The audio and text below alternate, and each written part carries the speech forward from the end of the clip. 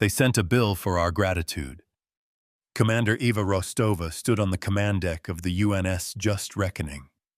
The starship was a testament to human persistence, a blade of dark metal and cold light hanging in the void. Before them floated the cradle, a nascent colony on the world of Viridia, its lights a fragile net against the planet's immense silent oceans. The bill had arrived an hour ago, transmitted not as a threat, but as an invoice delivered with the placid certainty of a predator that knows its prey cannot run. It was a demand for a tithe, a tax on being saved, and it was the opening move in a war of ledgers that could cripple humanity's first extrasolar settlement before it even learned to walk. Ava knew this would not end in plasma fire, but in the cold, hard calculus of a public inquiry broadcast across the stars. The air on the bridge smelled of ozone and recycled oxygen, a familiar scent of contained power. Eva said, her voice low and even, addressing the ship's fleet mind. Display the core of the Cathar Gratitude Doctrine. Article 1. A vast holographic screen shimmered into existence lines of alien script resolving into translated text. It was elegant, cyclical, and utterly predatory. It stated that any aid rendered to a lesser civilization incurred a debt of gratitude, a debt quantifiable in resources, labor, and fealty. The law was their perfect weapon. Her tactical officer, Lieutenant Jian Li, traced a line on her own console. They have us, Commander. The Cathar fleet did repel the scrappers from this system. We arrived to find the colony intact because of them. Her words were clipped professional, but the tension in her jaw was a tell. She felt the closing jaws of the trap. Eva watched the cradle's lights twinkle below a beacon of hope now marked as collateral. The Cathar weren't conquerors in the traditional sense. They were cosmic accountants, and their books always balanced in their favor. A civilian vignette flickered on a side monitor, a standard atmospheric report from Viridia. A child no older than 7 was holding a polished sea stone up to a colony sensor, her face alight with wonder. The feed was meant to be trivial, a slice of life to confirm stable comms. But to Ava, it was everything. It was the life that owed this monstrous debt without its consent. That child and every soul down there was now an entry in a Cathar ledger. They did not come with warships, but with contracts. Ava's fist clenched. They saved a child from a fire, she murmured, then billed the family for the water. Lex's synthesized voice calm as the void itself filled the quiet hum of the bridge. The doctrine is legally sound under the Grand Concourse's non-interference precedents. They interfered only to prevent a catastrophic outcome. The Concourse charters recognize such actions as benevolent intervention, subject to compensation. The AI's logic was flawless, a mirror reflecting the grim reality. The AI saw the math, not the morality. Eva saw both and knew that was where humanity's only advantage lay. They didn't intervene to save us, Lex. Eva corrected, turning from the star-dusted view screen. They intervened to own us. She tapped a control, bringing up the Cathar vessel on the main display. It was a thing of organic flowing lines, more art than warship, radiating a serene and absolute authority. Jian, what's their public posture? Broadcasting their benevolence on all open channels. Jian replied, her fingers flying across her console. Civic assistance protection, a partnership for a prosperous future. They're framing this as a generous offer. The colonists are confused. Some are even grateful. That was the true genius of the Cathar method. It wasn't conquest. It was receivership. They offered a hand, and once you took it, you discovered the gilded manacles attached. We were caught between a sword and a contract. They're building a public case, Eva reasoned. They need the concourse and the other local powers to see this as a willing partnership. They want our signature on their ledger, not our ashes. This was not a battlefield for cannons, but for optics. The first shot had been an invoice. The return fire would have to be an audit. A full, public, and brutally honest accounting of what their gratitude would truly cost. Ava turned to her communications officer, a young ensign named Marcus Thorne. His face was pale, his eyes wide with the sheer audacity of the Cathar demand. Marcus opened a channel to the Cathar vessel. Formal diplomatic greeting. Inform them we wish to convene a public inquiry to clarify the terms of our new relationship for the record. A spark of defiance lit in Thorne's eyes. This was not capitulation. It was a challenge, a legal gambit on a field they had chosen. Our silence was their asset. Our voice would be our weapon. Down on Viridia, a farmer looked up from his hydroponics bay. The message from the alien ship had been playing on the colony network. Protection. A tithe. It sounded reasonable, he thought, wiping sweat from his brow. The raiders had been terrifying. Their strange, jagged ships had filled the sky. Then the new aliens, the Cathar, had arrived like saviors. He owed them his life, his farm, his family's safety. A small price to pay, surely. He looked at his son, who was learning to read from a data slate. What kind of future was he buying for him? The Cathar response was swift and smooth. They accepted the request for an inquiry. Their ambassador, of being called the Tithe Keeper Xylar, would attend personally. The name itself was a statement of intent, a title that blended finance and faith. Xylar was not a diplomat. It was a collector. The Cathar ship broadcast its acceptance, framing it as an act of transparency, a chance to welcome their new partners into a prosperous fold. They were masters of narrative warfare. They wrote the story in which we were already indebted. Their confident Gian observed, her tone grim. They believe their legal framework is unassailable. It is, Lex stated. By conventional metrics, their actions are defensible within concourse law. Their case is built on a foundation of precedent.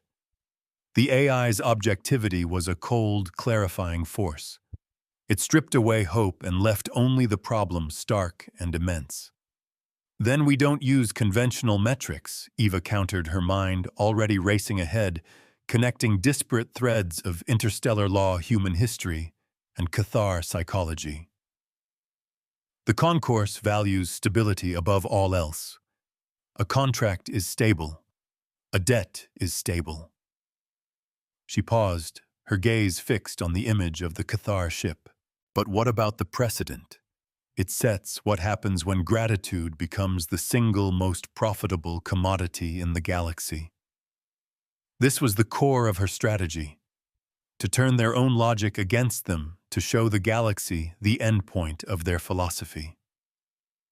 The universe would become a farm and sentience the crop.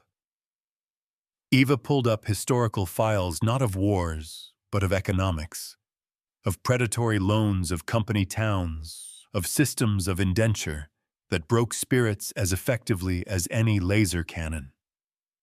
Humanity had its own dark ledgers, its own history of clever contracts that amounted to slavery. It was a history they had learned from a history they had enshrined in their own core tenets of first contact. She found the doctrine she was looking for, the free seed mandate. It guaranteed that no nascent colony could be placed under economic receivership by a foreign power, ensuring their growth was their own. It was a human law, not a concourse one, but it could be a powerful moral argument. Lex, I need you to run a full simulation, Eva commanded. Model the long-term economic and social impact of the Cathar gratitude doctrine on a developing civilization. Use Earth's own history of colonialism and debt peonage as the primary data set. Project it out over 500 years. An unusual request, Commander the AI noted, though its processors were already spinning up the complex simulation. The model will be bleak. That's the point, Lex Ava said softly. We're not going to argue the legality of their invoice. We're going to put their entire philosophy on trial. They were being asked to pay for their survival. Ava's response would be to show the galaxy that the price was not just resources, but the future itself.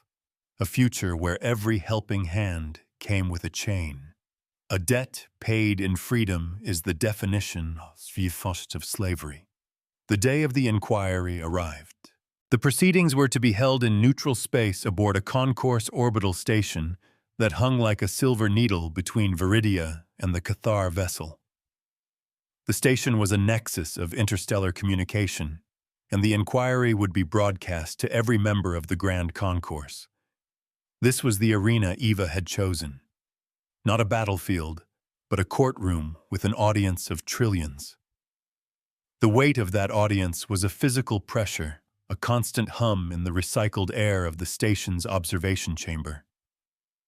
Eva walked into the chamber flanked by Gian and Marcus. The space was circular, designed for consensus, not confrontation. In the center floated a shimmering sphere of light, the concourse witness, a non-sentient AI that would record every word, every gesture, and add it to the immutable public ledger. The Cathar delegation was already present. The tithe keeper, Xylar, was a tall, willowy being, its form wrapped in shimmering data-woven robes that displayed shifting patterns of light. It moved with an unnerving grace, its head tilting slightly as it regarded the human arrivals. Its face was a smooth, placid mask of biological ceramic, impossible to read. Behind that calm facade was the soul of a bookkeeper. Commander Rostova Xylar's voice echoed in the chamber, a sound like chimes and grinding stone. It was translated instantly by the station's systems. We are pleased you have requested this forum. Transparency is the bedrock of mutual understanding and, of course, of gratitude.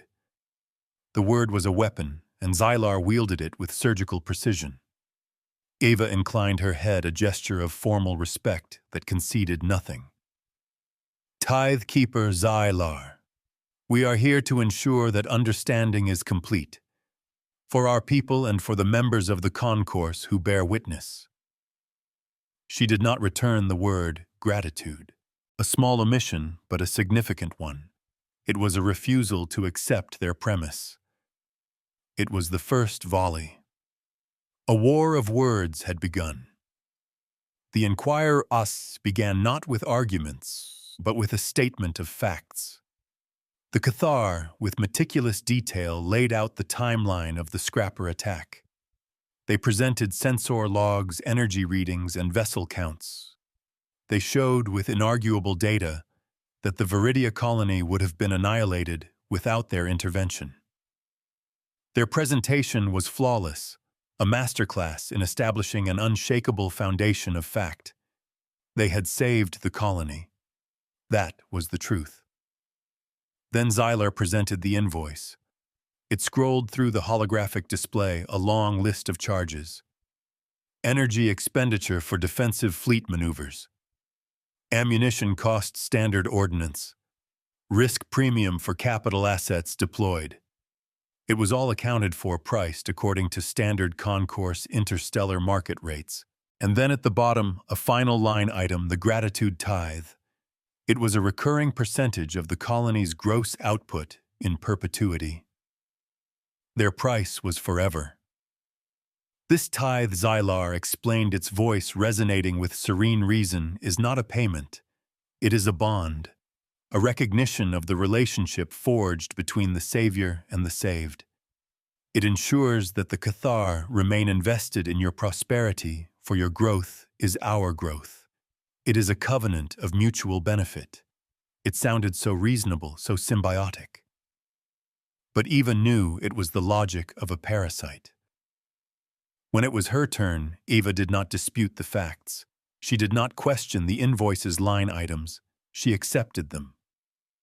The United Nations of Soul acknowledges the facts as presented. She began her voice calm and clear, carrying to every corner of the chamber and through the broadcast to the galaxy. We acknowledge the material and energy costs incurred by the Cathar fleet in the defense of our colony.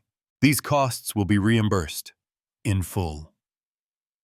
A ripple of surprise went through the observers both in the chamber and no doubt across the concourse. Xylar's placid mask betrayed nothing but the light patterns on its robes shifted just for a moment into something more chaotic. This was not the response they had expected. They had prepared for an argument, for a plea of poverty, for a moral objection, not for compliance. The debt would be paid, but the contract would be refused. However, Ava continued letting the word hang in the silent chamber. We are here to discuss the final item, the gratitude tithe. She turned her gaze from Xylar to the floating witness sphere. We are not a species that is new to the concept of debt. We have a long and often painful history with it. We have learned that a debt of money or resources can be repaid, but a debt of gratitude, when enforced by an external power, is not a debt. It is a collar. The word collar echoed. It was a deliberately loaded term, one that evoked images of servitude and control. Xylar's robes flared with a sharp, angry pattern of red light before smoothing back into placid blue. Your term is inflammatory. Commander the Tithe Keeper stated, its voice losing a fraction of its resonant calm. Is it inaccurate? Eva countered. She gestured to the invoice, to the line that read, in perpetuity. A debt that can never be fully discharged is not a financial instrument. It is a claim of ownership. Let us be clear about what you are asking for. You are not asking for payment. You are asking for a percentage of our children's labor, and their children's labor. Forever. She had refused to debate their numbers and instead put their intentions on trial. Down on Viridia, the colonists watched the broadcast in their communal halls. The farmer who had been ready to accept the tithe now sat forward, his brow furrowed. He looked at his son, who was watching the human commander on the screen. The word collar hung in the air of the hall. The abstract concept of a tithe of a percentage had suddenly become brutally concrete. He wasn't just paying with crops. He was paying with his son's future.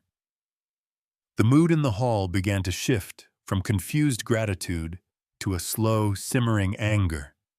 Ava now had the galaxy's attention. She had framed the debate not as a commercial dispute, but as a fundamental question of sentient rights. The Cathar saved our colony from one existential threat, the Scrappers. We are now being presented with another more subtle threat, the threat of a future where our every success, our every innovation, our every hardship is subject to attacks by an external power, a power that appointed itself our protector and then our creditor. Every act of kindness became a potential mortgage on the soul. This is our doctrine. Xylar countered, its composure regained. It is ancient, it is honored, and it has brought stability to many systems under our guidance. You are a young species. You do not understand the complexities of galactic economics. We offer you a shield, and for that we ask a pittance. We understand economics better than you think, Eva said, and we know that a pittance paid forever is a sum beyond calculation. And then she deployed the results of Lex's simulation. A new holographic display opened beside the Cathar's invoice. It was a series of graphs, charts, and cascading numbers. A 500-year projection. It showed the colony's growth, its potential, and then it showed the tithe being extracted. The first few decades, the impact was minimal. But as the colony grew, the tithe became a monstrous weight.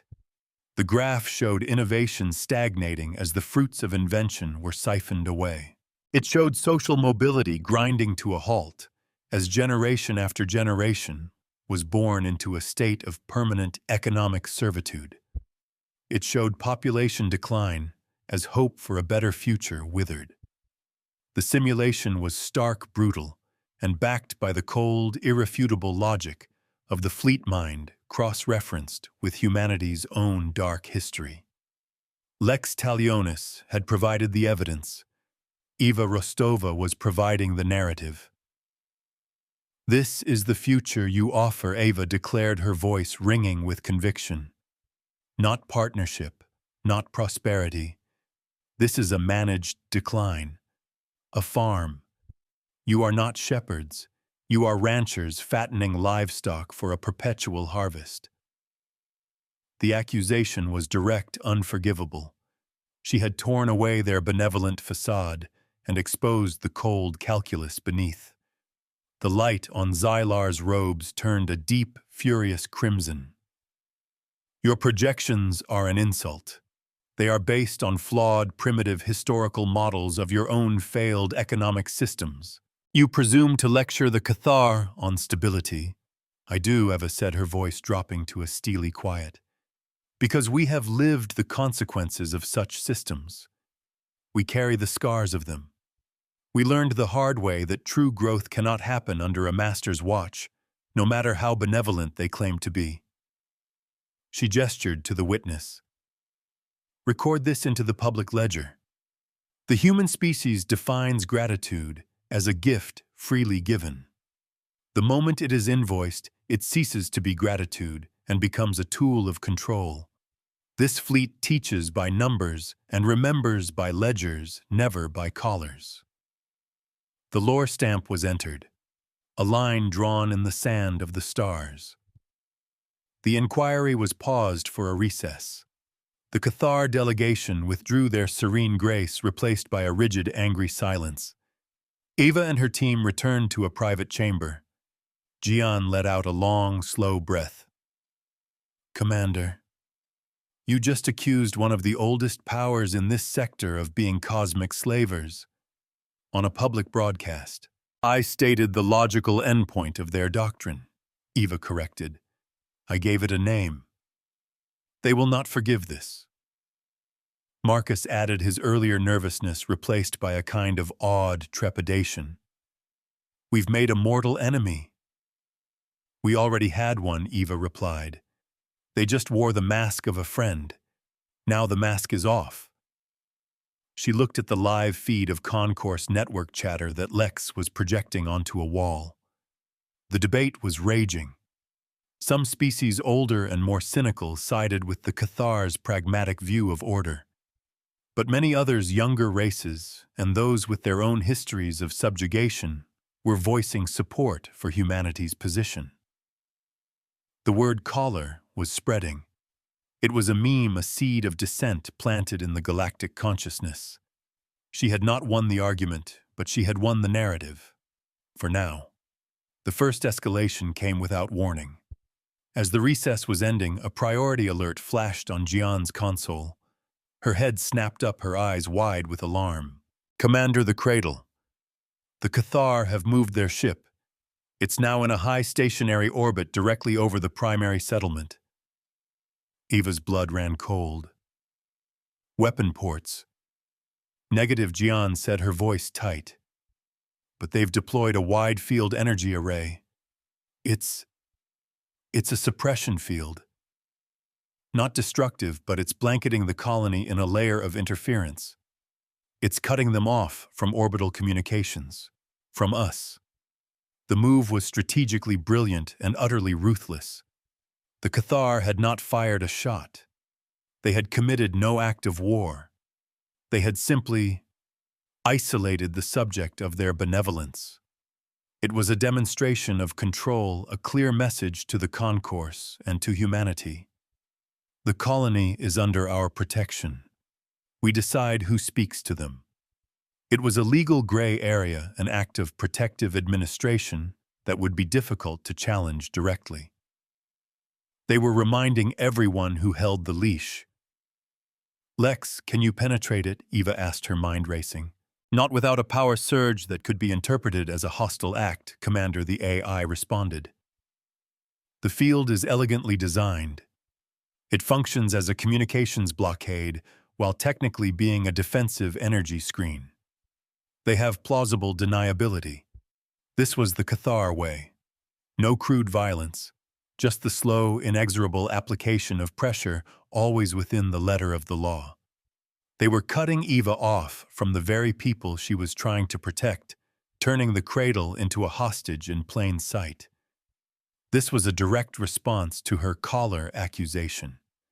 They were now demonstrating what that control actually looked like. The silence from the planet was a shout. Eva looked at the tactical display.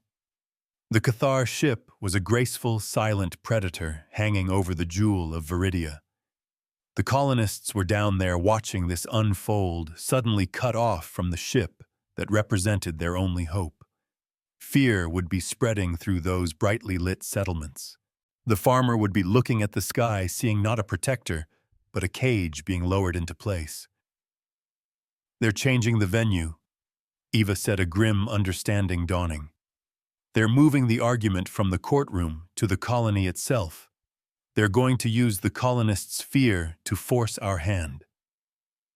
Xylar would return to the inquiry and argue that the blockade was a necessary measure to protect their new partners from external agitation, meaning her. They would paint her as the aggressor, the one destabilizing the situation. "We can't let them hold the colony hostage," Gian insisted. "We have to respond." "We will," Eva said, her eyes narrowing, "but not with force." She turned to Marcus. "Get me a channel to the concourse witness. I want to log a formal protest against the communications blockade as an act of bad faith negotiation." But that's just noise. Her real plan was already forming a move designed to turn the Cathar's own weapon back on them. It was a desperate gambit, one that would rely on the very nature of light law and public perception. "Lex," she began, "the Cathar are broadcasting their benevolence, correct? Their ship's energy signature is public, a symbol of their protective power." "Correct, Commander. Their shield frequency and power output are being broadcast as a sign of their commitment to the colony's safety." A slow, dangerous smile touched Eva's lips. "Then we are going to give them a receipt." She started outlining the plan. It wasn't a military strike. It was an act of malicious accounting. They would use the Just Reckoning's own powerful sensor and projection arrays not to fight, but to measure, to count, to mirror. The universe was about to see the true cost of Cathar benevolence. Back in the inquiry chamber, Xylar was spinning the narrative masterfully. The temporary administrative shield over Viridia is a regrettable but necessary precaution. The Tidekeeper chimed its robes a soothing, stable blue. Commander Rostova's inflammatory rhetoric has the potential to incite unrest among a colony still recovering from trauma. Our first duty under the Gratitude Doctrine is to ensure their stability and peace of mind.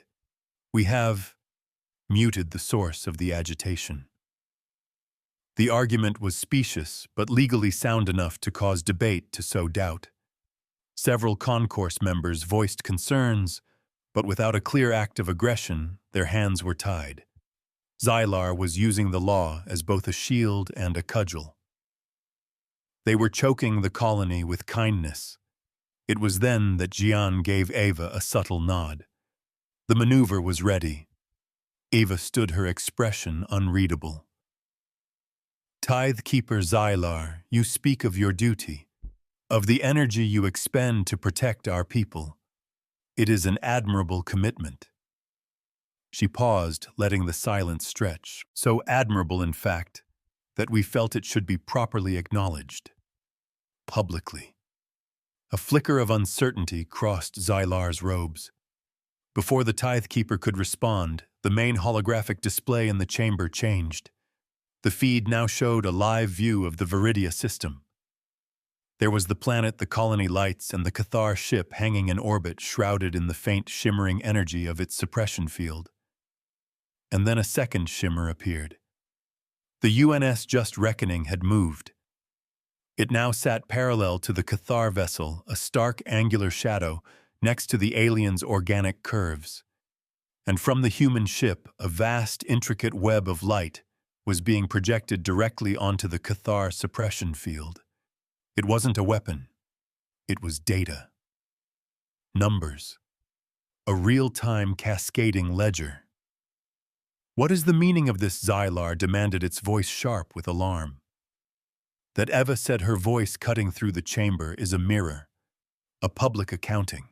Your ship is expending a quantifiable amount of energy to maintain its protective shield over our colony. Our ship is now measuring that expenditure joule by joule and projecting the running total priced at standard concourse market rates directly onto your field for all to see. On the screen, the numbers climbed relentlessly. Gigawatts, terawatts. The cost in standard energy credits was already astronomical. "We call it the benevolence invoice," Eva explained calmly. "Since you are so fond of billing for services rendered, we thought it only proper to keep a public tally of the services you are currently rendering. Think of it as a receipt for the caller. We would not fight their shield. We would measure its weight." The chamber was silent. The sheer audacious brilliance of the move was stunning. The Cathar were trapped. If they kept the field up, the public bill would continue to climb, a monumental, ever-growing testament to the cost of their protection, undermining their narrative of a pittance. Every second the field was active, they were proving Eva's point for her. If they took the field down, they would be admitting it was not necessary, that it was merely an act of intimidation. They would lose face, and their legal justification for the blockade would evaporate. Xylar's robes were now a chaotic, flickering storm of colors. For the first time, the serene mask of the Tithe Keeper seemed to crack. They had been outmaneuvered not with weapons, but with mathematics. Their own tool, the ledger, had been turned against them with breathtaking simplicity. The mirror did not lie, and the numbers did not forget. Across the concourse, networks lit up with commentary. The benevolence invoice was a masterstroke of legal and informational warfare. It was simple, non-violent, and impossible to refute. It turned the Cathar's own action into a public relations disaster. The feed from the Just Reckoning was irrefutable. The numbers were real. The cost was real. A civilian technician on a remote listening post, a member of a species known for their obsessive commitment to fairness, watched the numbers climb. He did a quick calculation on his slate. He looked at the Cathar's original invoice for saving the colony, and then at the projected cost of just 1 day of the protective shield. He broadcast his finding on an open network. The cost of 1 day of their protection is greater than the cost of the original rescue. The message went viral. The truth had become a weapon. On the bridge of the Just Reckoning, Jian Li allowed herself a small, tight smile. "Commander, their field is fluctuating. They're unstable. They're debating," Eva said, watching the Cathar ship. "They're warriors of the ledger, not the line. This is a scenario their doctrine never accounted for when the bill is presented to the creditor." This was the second escalation. The Cathar had tried to isolate the colony to control the narrative. In response, Eva had turned their act of control into a public spectacle of their hypocrisy. She had forced them into a lose-lose scenario. But she knew this was far from over. A cornered predator is at its most dangerous. The Cathar had built an empire on their doctrine. They would not let it be dismantled by a single human commander and a clever accounting trick. Their response would be next, and it would be far less subtle. The game had changed, and the stakes had risen. The suppression field vanished. Just like that, the shimmering cage around Viridia dissolved into the vacuum of space. On the bridge of the Just Reckoning, a cheer went up from the crew. Marcus Thorne grinned relief washing over his face. They blinked, Commander. They blinked. Eva, however, remained watchful. Stay alert, she cautioned. They didn't blink. They recalibrated. Her eyes were fixed on the Cathar vessel, which now hung in the void, silent and dark. It was too easy, too quick. A predator does not simply walk away from a meal. It changes its method of attack. Her suspicion was confirmed moments later. Xylar's voice, now stripped of its resonant chimes and flat as hammered metal, came through the inquiry chamber's speakers. The administrative shield has been withdrawn. It is clear that the humans of Viridia do not appreciate our methods of protection. A pause laden with menace. Therefore, as the designated protectors of this system, we must now address the original threat with a more permanent solution. On the main view screen, the tactical display changed. A new energy signature flared to life, not from the Cathar ship, but from the system's asteroid belt. Dozens of them, hundreds. Commander Jian's voice was sharp, cutting through the quiet bridge. Multiple contacts emerging from the belt. Scrapper signatures. It's a fleet. A massive one. This was their answer. This was the third and most brutal escalation. The scrappers, the very threat the Cathar had saved the colony from, were back.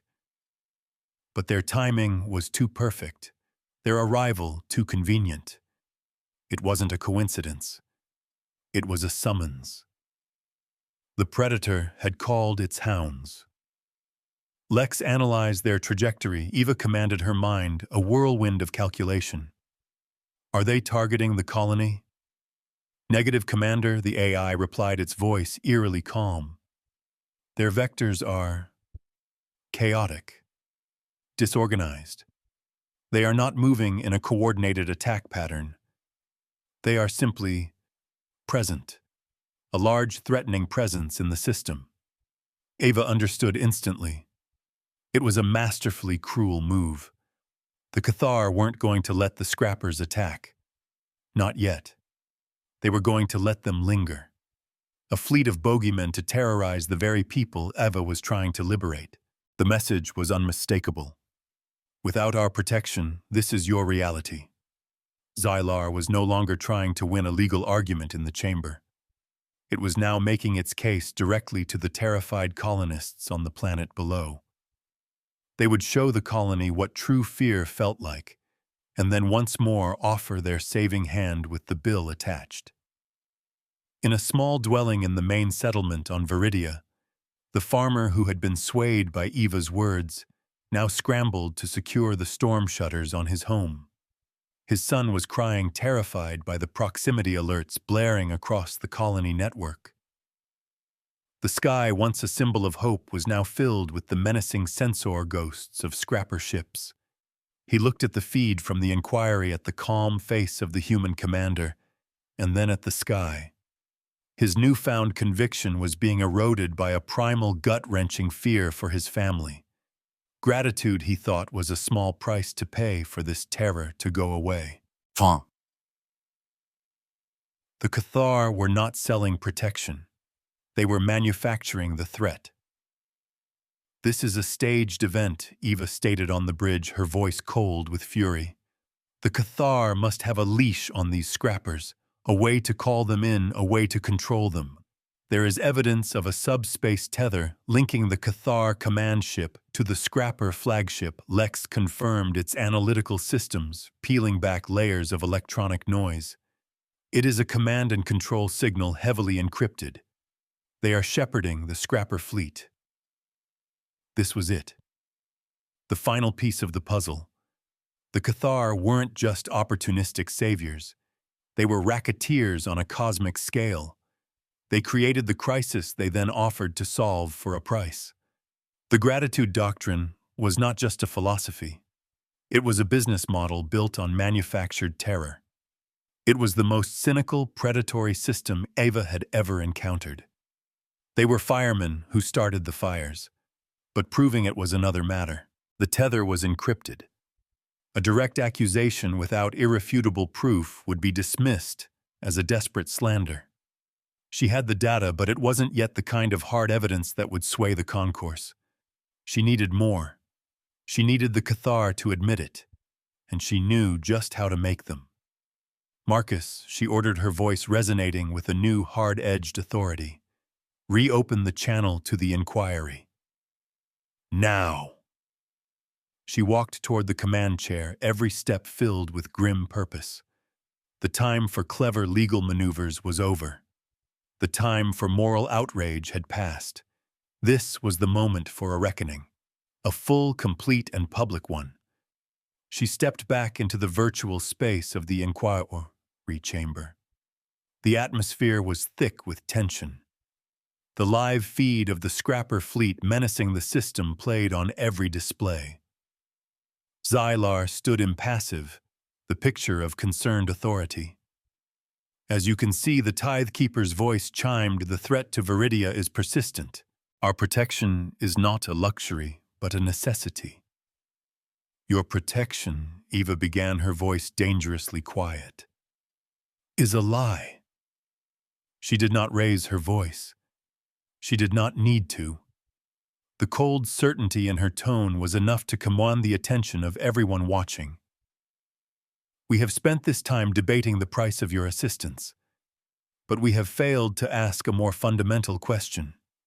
Was your assistance ever truly needed? Xylar's robes shifted. The scrapper attack was self-evident. Your colony would be a crater. Indeed, Eva agreed. A threat so conveniently timed, so perfectly positioned to make you heroes. She looked directly at the witness sphere, ensuring every word was logged in the immutable record. Let us talk about your business model, Tithe Keeper. The gratitude doctrine is not about saving people. It's about creating customers. You don't find crises, you cultivate them. This is an outrageous and baseless accusation. Xylar retorted, its voice losing all pretense of calm. The robes flared a violent, angry red. Is it? Eva countered.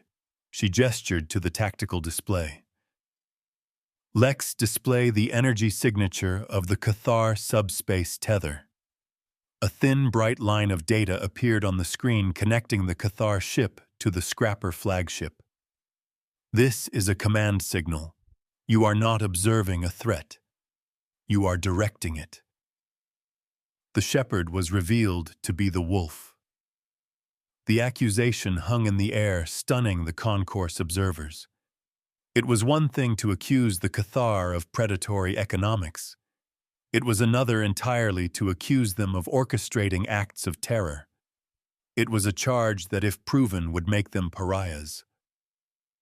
Your evidence is a meaningless string of energy readings, Ilar spat. Easily fabricated. You have no proof. You are correct, Ava said, and the admission shocked the chamber into silence. The encryption is too strong for us to break in time. The raw data is not by itself conclusive proof, but I don't need to prove it with data. She paused, her gaze locking with the visual sensor of the Cathar ambassador. You are going to prove it for me.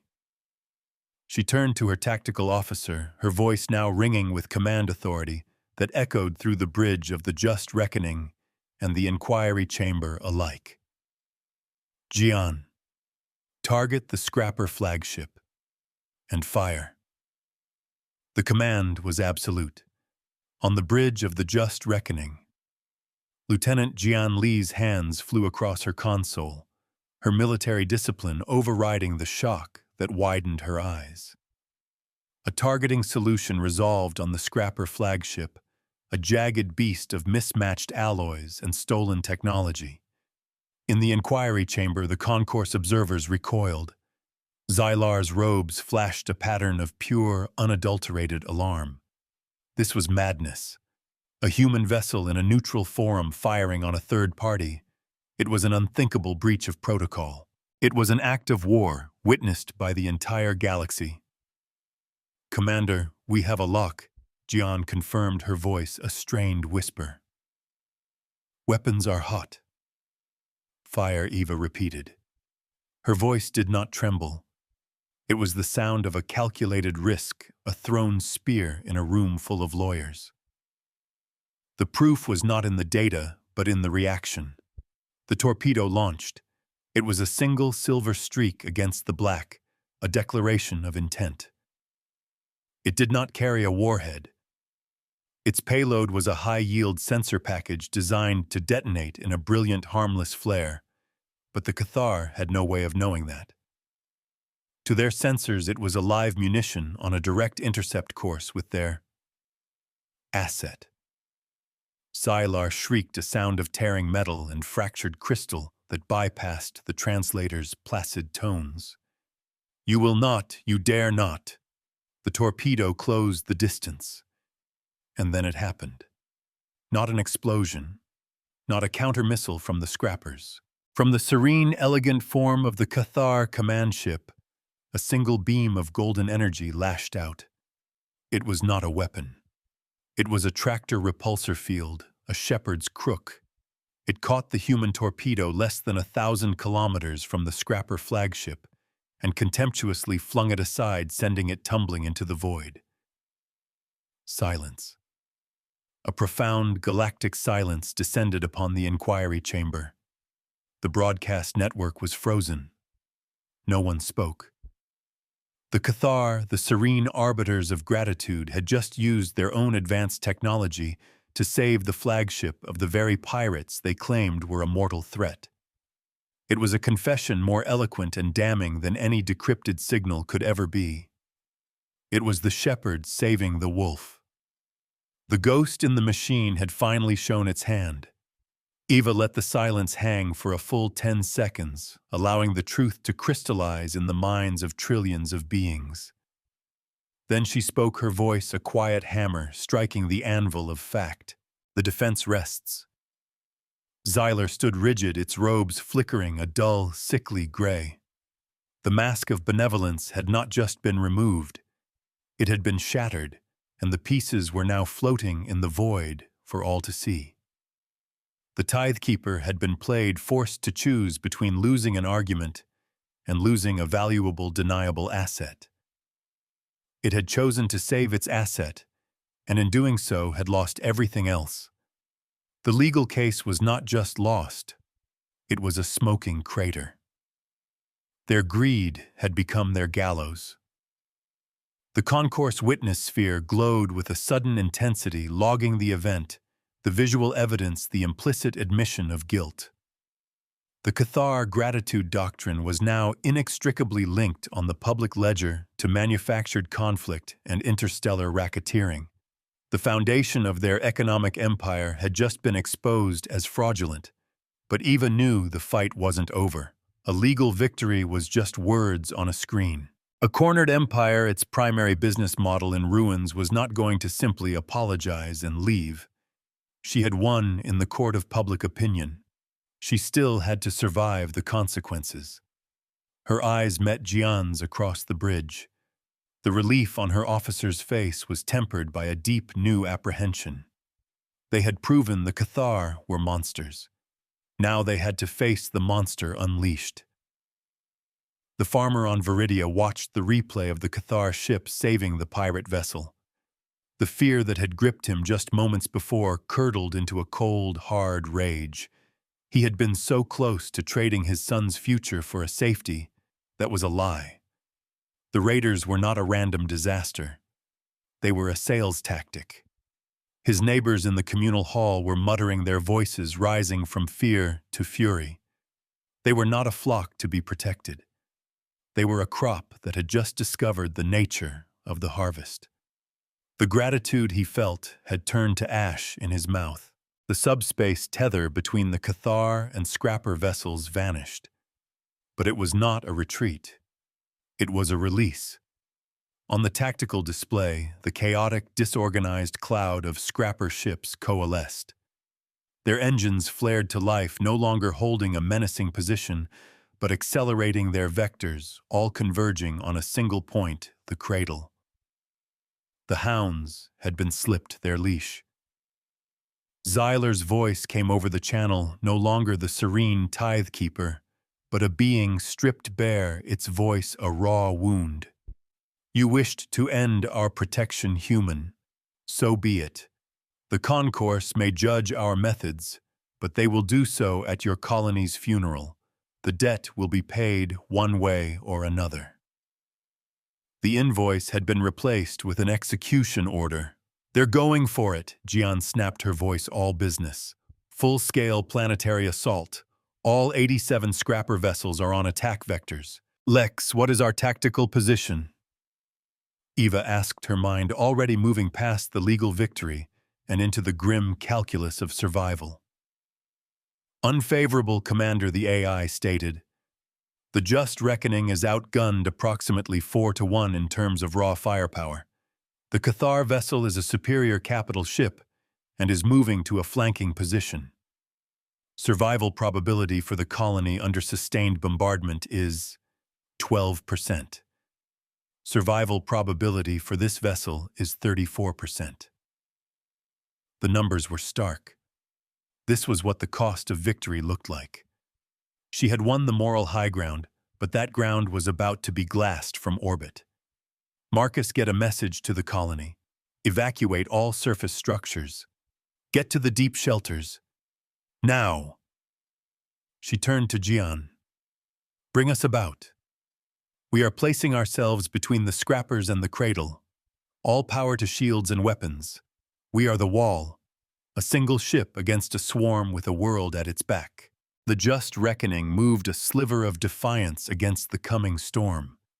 Eva could feel the thrum of the engines through the deck plates, the ship straining as it positioned itself to absorb the alpha strike. This was the price. For a principle for the future of the people on the planet below her ship, and her crew would now pay in blood and fire. The concourse would deliberate. They would issue sanctions. But they were too far away. Justice was slow, but plasma fire was fast. The first wave of kinetic slugs and plasma bolts from the scrapper fleet crossed the distance in seconds. The Just Reckoning's point defense cannons stitched lines of fire into the void, a frantic, desperate attempt to thin the herd. But there were too many. The ship shuddered as the first impacts slammed against its shields. The lights flickered, and a high-pitched whine filled the air as the emitters strained to compensate. A spark of truth had ignited a forest fire. Shields at 80%. Jian called out, her hands a blur. We took multiple hits on the dorsal array. Plasma scoring along the port bow. Return fire. Eva ordered, her voice level despite the tremor running through the ship. Target their lead ships. Break their cohesion. Lances of pure white energy erupted from the Just Reckoning, striking a scrapper cruiser. The vessel's crude shields flared and died, and the lance pierced its hull, causing a series of secondary explosions that tore it apart. One down. 86 to go. And the Cathar ship, the true enemy, was now in position, its own weapon ports glowing with malevolent intent. It fired not at the Reckoning, but at the colony, a single contemptuous shot that streaked past the human ship. It was a psychological blow, a reminder of what was at stake. Lex, I need a solution. Eva said, her eyes locked on the tactical display on the horrifying geometry of their position. Conventional tactics will see us destroyed and the colony indefensible within the hour. There is one option, Commander, the AI responded. Its voice for the first time seemed to carry a hint of something other than pure logic, a shade of gravity. It is a radical interpretation of your mirror justice gambit. I'm listening, Eva said, as the ship bucked again from another volley of fire.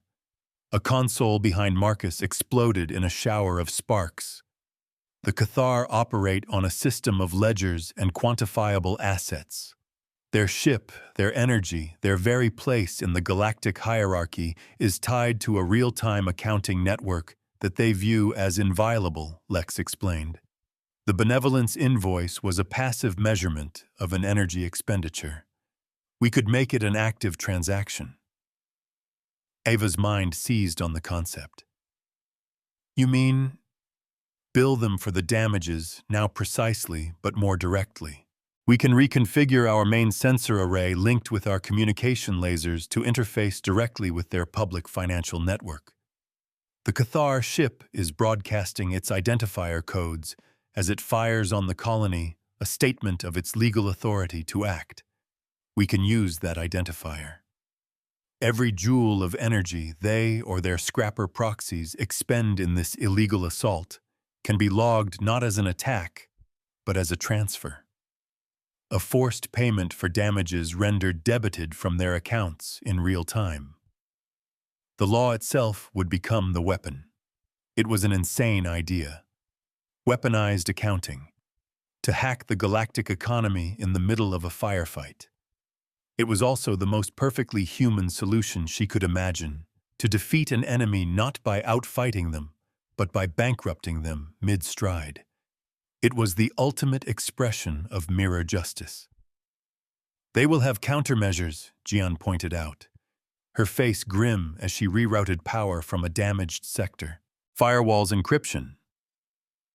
The Cathar network is built on the philosophical principle of absolute accountability, Lex countered. Their ledgers are designed to be immutable and universally accessible for recording debts. They believe no one would be audacious enough to use their own system against them on this scale. Their pride is their vulnerability. I can bypass their security by framing the transaction as a fine levied by a legitimate authority, the concourse using the logged evidence from the inquiry as the legal warrant. The concourse hasn't levied that fine yet, Marcus protested. A temporal paradox of bureaucracy, Lex noted. By the time they ratify the finding, the fine will already have been collected. We would be acting as the bailiff before the verdict is formally entered. It is legally audacious. Eva looked at the image of Viridia at the first signs of impact flares in the upper atmosphere where the Cathar's probing shots were burning up.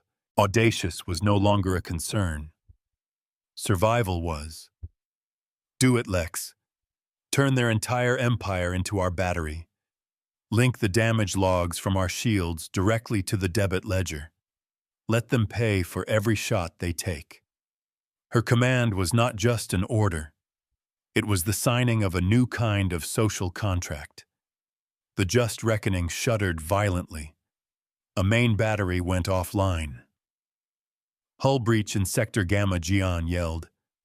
Life support is failing on decks 7 and 8. The cost was mounting. The ship was bleeding, dying. Lex, now Eva, commanded. Executing the AI said, the retribution ledger is now live. A new kind of light bloomed from the just reckoning. It was not the angry glare of a weapon, but a complex, shimmering beam of pure data aimed directly at the Cathar command ship. It was a fire hose of information damage reports, energy readings, casualty estimates, all packaged as line items on an invoice backed by the irrefutable proof of Xylar's own confession. The beam struck the Cathar ship, and for a moment, nothing happened. The scrappers continued their relentless assault. The reckoning's shields flickered, dropping to 40%. Then, on the Cathar vessel, something changed. Its engines began to sputter. The glowing lights of its weapon ports dimmed. On the main tactical screen, Lex overlaid a new data stream, a direct feed from the Cathar public financial ledger. The numbers were spinning backward, draining at an impossible rate. Every plasma bolt fired by a scrapper ship was being tallied, its energy cost calculated, and the total instantly debited from the Cathar's primary energy reserves, which were tied to their monetary accounts. They were literally firing their own currency into the void. Xylar's panicked voice screamed over the comm. What have you done? Our energy reserves are draining. Our systems are failing. This is illegal. You sent us a bill for your gratitude." Eva's voice cut through the static broadcast on all channels for the concourse to hear. "We are now sending you a bill for your hubris. Every drop of blood you spill, every piece of metal you break, you will pay for." The ledger is now balanced. A king built on gold was being drowned in his own coffers. The scrapper fleet suddenly cut off from the tactical support, and energy subsidies the Cathar had been feeding them faltered. Their attack became disorganized. Some of their ships, low on power themselves, began to peel away. The relentless tide of fire against the Reckoning's shields lessened, but the Cathar were not finished. In a final desperate act of spite, Xylar's ship gathered its remaining energy and fired its main cannon, a terrifying lance of dark matter, not at the Reckoning, but at the inhabited continent of Viridia. It was a planet-killer blow, a final nihilistic tantrum. "Lex, can we stop it?" Eva demanded. "No, Commander. Impact is inevitable," the AI stated. But then it added, "However, the energy expenditure of that weapon has just been processed." On the screen, the Cathar's ledger hit 0, and then went into the negative. Aboard the alien vessel, every light extinguished. Its engines died. Its weapon fizzled out halfway through its firing sequence. The planet-killer shot, deprived of the energy needed to maintain its cohesion, dissipated into a harmless aurora of cosmic particles a few thousand kilometers above the planet's atmosphere. It was a beautiful, silent testament to a victory won not by shields, but by spreadsheets. The enemy had been defeated by an overdraft notice. The Cathar ship floated dead in space, a dark, silent monument to its own greed. The remaining scrapper fleet, their paymaster broke, and their command structure gone, devolved into what they truly were, the disorganized pirates. They saw the dead Cathar ship, the still-fighting human vessel, and made their own economic calculation. They fled, melting back into the dark spaces between the stars. The bridge of the just reckoning was a ruin. Smoke filled the air, thick with the smell of burnt electronics and ozone. Half the consoles were dark. A deep gash was visible on the forward view screen, a scar from a near miss. Marcus was tending to a crewman injured by an exploding panel. Gian was slumped in her chair, exhausted, but alive, her face smudged with soot. The ship was crippled, bleeding atmosphere from a dozen breaches. But it was alive. And below them, Viridia was safe. The cost had been high. 3 crew members were dead, a dozen more injured. The just reckoning would spend months in dry dock. But the victory was absolute. Days later, the formal verdict came from the Grand Concourse. It was a foregone conclusion. Faced with the public broadcast, the confession, and the final spiteful act of aggression, the Cathar Empire was sanctioned on a scale never before seen. Their assets were frozen. Their trade privileges were revoked. Their very method of existence was condemned, and a new precedent was locked into the concourse's public ledger. The gratitude doctrine was declared a predatory and illegal instrument of subjugation. In its place, a new principle was entered, named after the human commander who had so thoroughly dismantled it. The Rostova principle, an act of benevolent intervention, cannot be used to create a perpetual or inherited debt. A helping hand could no longer come with a hidden chain. The institutional consequence was durable, visible, and enforceable. Commander Eva Rostova stood on her battered bridge, looking at the lights of the cradle, now brighter and more defiant than ever. The mirror arrays on the just reckoning, the same ones that had projected the benevolence invoice and later the retribution ledger, were finally cooling down their faint shimmer, fading into the metal of the hull. She thought of the price her crew had paid, the lives lost, the metal torn. She felt the weight of it, the earned sorrow of a victory that was not clean. True justice, she reflected, was never free. It is bought with courage, paid for with sacrifice, and recorded not just in ledgers of law, but in the memories of those who refuse to be collared. The universe would remember that humanity knew how to count.